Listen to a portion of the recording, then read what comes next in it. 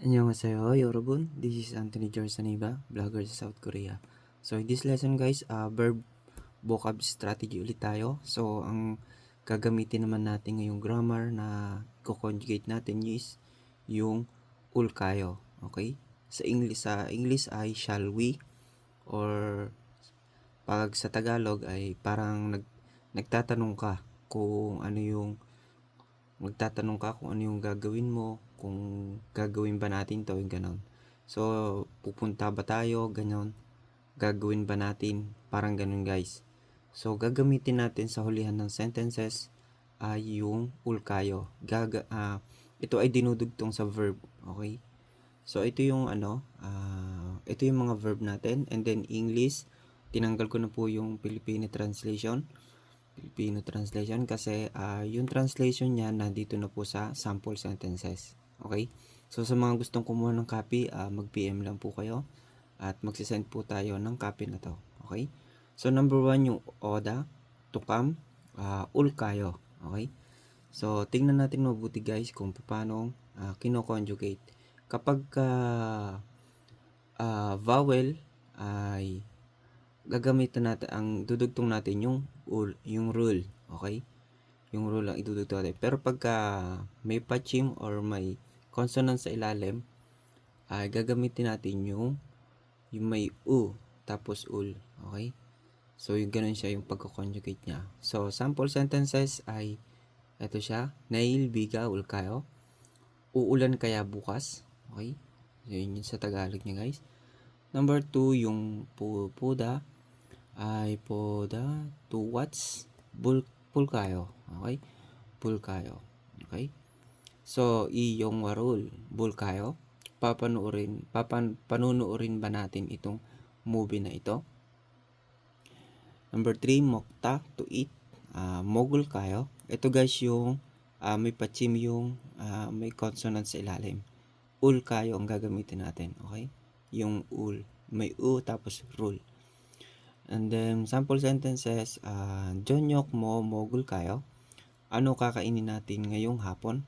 Okay, so yun yung sa Tagalog niya. And then, next, yung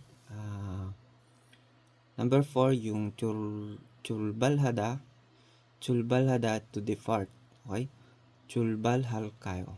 Chulbalhal kayo. Okay, so, jigum, chulbalhal kayo. Aalis na ba tayo ngayon? Okay, so nagtatanong ka.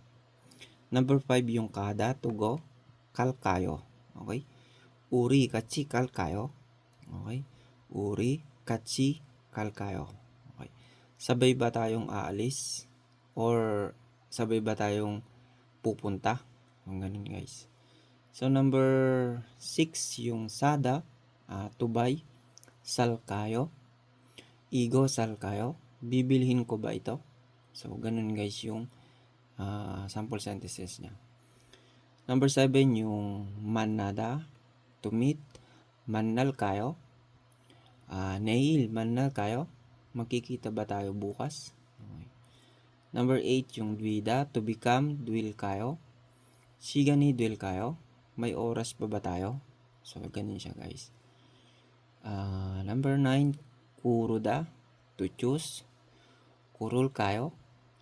Muson segul, kurul kayo. Anong kulay ang pipiliin natin? Okay? So, ganun siya guys. Then, number 10, yung ikta, to read. Igul kayo. Ilgul kayo. Okay? So, oton, chegul, ilgul kayo. Okay? Ilgul kayo. So, aling libro ang babasahin natin? Okay? Number 11, yung korokada, to go on foot.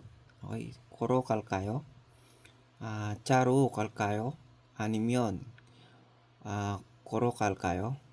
Okay, charo kal kayo. Anim korokal kayo. Pupunta ba tayo ng nakakotse o maglalakad? Okay. Then number 12 is yung kolida, tuhang, kolil kayo. Olma na kolil kayo. Gaano po katagal? Okay? So, halimbawa, naghahantay kayo ng pagkain, 얼마나 걸려요? 걸릴까요? Pwede rin yung guys. Okay, number 13, 전화하다 to call. 전화할까요? 지금 전화할까요? Pwede ba kitang tawagan ngayon? Ayun, guys. Number 14, yung 맛있다, delicious. 마실까요? 이 음식이 마실까요? Masarap kaya itong kainin? Masarap kaya itong pagkain na ito? Okay. Number 15, yung 시작하다 to start. 시작할까요? 지금 시작할까요? Magsisimula na ba tayo ngayon? Okay. So, yun guys, ang ating vocab strategy na pwede nating idagdag sa ating pag-aaral para sa EPS exam. Okay? So, hanggang dyan lang at maraming salamat sa panonood. I hope makatulong ito sa inyo. And thank you and God bless.